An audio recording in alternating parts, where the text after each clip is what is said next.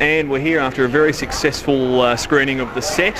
34 years, isn't it, after its premiere? Premiered, yeah, 34 years ago, yeah. Once again, here at the Academy Twin in Sydney, and we're here with the creator, star, etc., Roger Ward. How are you going, Roger? Good. Thanks, Alan. Yeah, we made it exactly 35 years ago and premiered 34 years ago.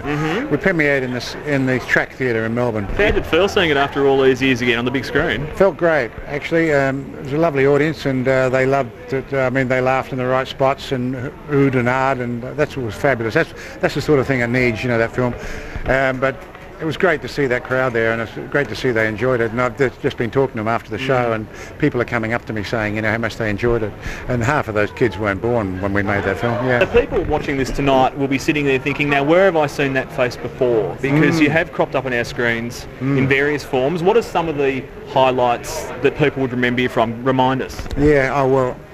I've done a lot of films, and the films were, majority of them, I've done 70 or 80 films and probably 2,000 television shows, but most of the films that they would remember would be Stone, the bikie film, Man from Hong Kong, Mad Max, and Turkey Shoot. Turkey Shoot. I wondered if you'd mentioned that one. Yeah, that's a classic. And I was in number 96 for a couple of years as Wepo, the garbage collector, but all the homicides, Division Force. Been around for a long time. But any favourites? What would the highlight of your career be, do you think? Well, it's funny, you know, I never really had a film that I liked completely. You know, I have never done any work really that I like completely. I like bits and pieces of Mad Max. I like bits and pieces of Man from Hong Kong, Turkey Shoot again. But no, I can't say that there's any great classic in there. Some of the television performances I've done, Matlock and a couple of homicides, I was quite pleased with those, but they're gone. We don't get those anymore. And I'd love to get DVDs of those. And what spurred you on to write that book originally of The Set? I've always been a writer. As a kid, I was a cadet reporter when I was a kid, but I was also an actor as a kid as well. Started both when I was 12. And so I did both for a long time, and then I went away overseas and lived in Tahiti, and that's when I started The Set. In 1960 I started The Set, and I worked on Mutiny on the Bounty with Brando and a couple of other films I did up there, and I was writing The Set all through that period, and I came back to Australia and I sold this set in 67. I think I got the money for it in 67. We made it in 69, I think it 69.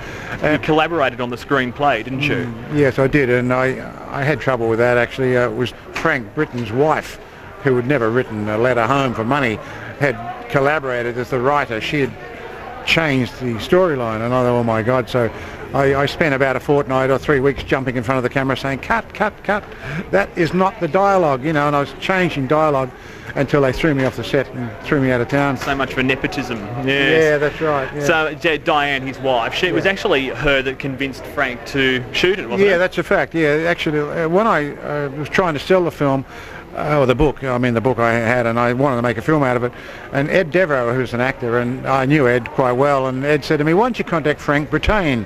He said it's the same as Britain with 2 T's, and he's looking for a film. And I rang Frank, and Frank said, yeah, let me have a look at it. Well, Frank was dyslexic and he couldn't read or didn't read. Yeah, his wife did all the reading. It was his third wife, and she was very young. She was only 24, quite glamorous, and Frank was an older guy, probably nearly as old as I am now. And anyway, she read the book, and she was sick in bed, and she, unbeknownst to me, she was in bed reading the book, and about 3 or 4 in the morning, she yelled out to Frank, Frank, my God, Frank, oh Frank. And Frank thought she was having a relapse. And he ran into the room, and she was in bed with all these quarto pages all over the bed. And she said, you've got to buy this book. He said, why? She said, he's just described 2 men making love. And that's why Frank bought the book. He said, okay. And he rang me up, and he bought the film rights. But he said, you've got to lift every homosexual angle out of the book. And he put red lines through the pages that he wanted the film made of, and I went home and just made a film out of that. So it was basically, in a way, he had put the spin on it that Paul was sort of deviating from the straight and narrow, then got back on the straight and narrow, wasn't That's it? right, that's It was right. more Tony, I guess Tony's coming out story, because he was really the one that was... That's right. Yeah. That's right. The theme of the story is that Tony is the one that's got everything. He's the rich boy. He's an architecture student, and all the other kids. There's 5 other kids in my book. There's other younger guys. There's 5 of them, 2 girls and 3 boys, and they all strive for success. And Tony's the one with success, and he's the one that gets left by the wayside, and all the others climb. Thanks, Tony, for everything.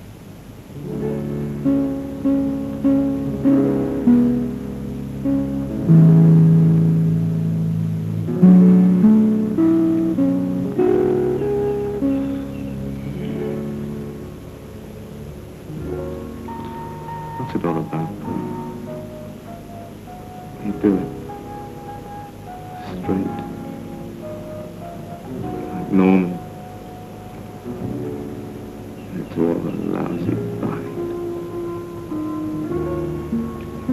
You mean sex?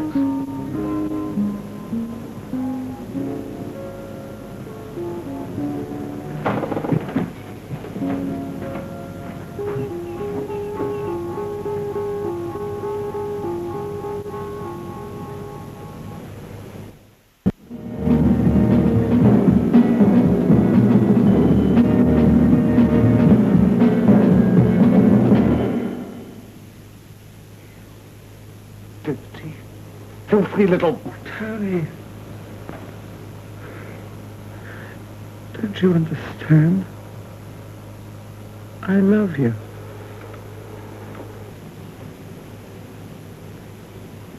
What about us, Paul? Us? Us. Like, since you came out of hospital, you've been behaving like a temple virgin.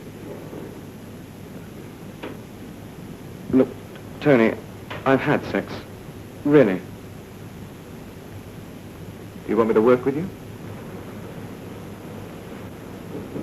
Then what about us?